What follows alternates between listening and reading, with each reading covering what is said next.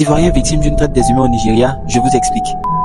Ces jeunes Ivoiriens pensaient immigrer au Nigeria pour s'assurer un avenir meilleur, mais ils ont été victimes d'un réseau de traite des humains. Et c'est le mercredi 5 février 2025 que le jeune Mamadou Bora, âgé de 25 ans, nous l'a expliqué. Et selon ses explications, c'est un ami de longue date qui connaît bien qui l'a contacté, lui promettant une offre d'emploi à Abuja. Et vu qu'il connaissait bien ce dernier-là, il lui a fait totalement confiance.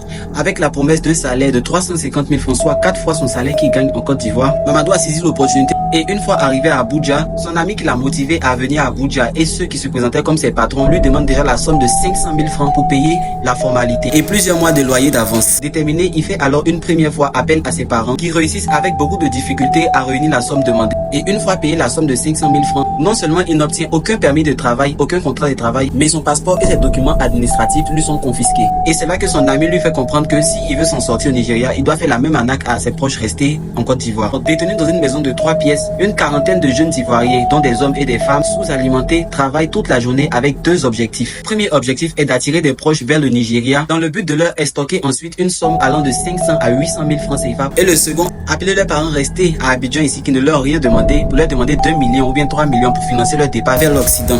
Et Mamadou explique aussi qu'il vivait dans des conditions vraiment inhumaines et après 2 mois de vie dans ces conditions, Mamadou et ses confrères bloqués au Nigeria étaient prêts à mourir pour s'échapper de cet enfer. Et c'est comme ça qu'un soir, ils ont réussi à tromper la vigilance des vigiles et ils ont sauté clôture pour fuir. Vu qu'ils n'ont aucun proche au Nigeria, ils sont tombés sur une patrouille de police et ils ont pu expliquer aux policiers de les conduire vers l'ambassade de la Côte d'Ivoire au Nigeria. Et beaucoup ont raconté qu'ils ne peuvent pas regagner leur famille parce qu'ils ont honte. Et même après que les forces de l'ordre nigérianes soient intervenues, sur la trentaine de personnes qui ont été libérées, seulement 10 ont demandé de regagner la Côte d'Ivoire et les autres sont restés là-bas à cause de la honte.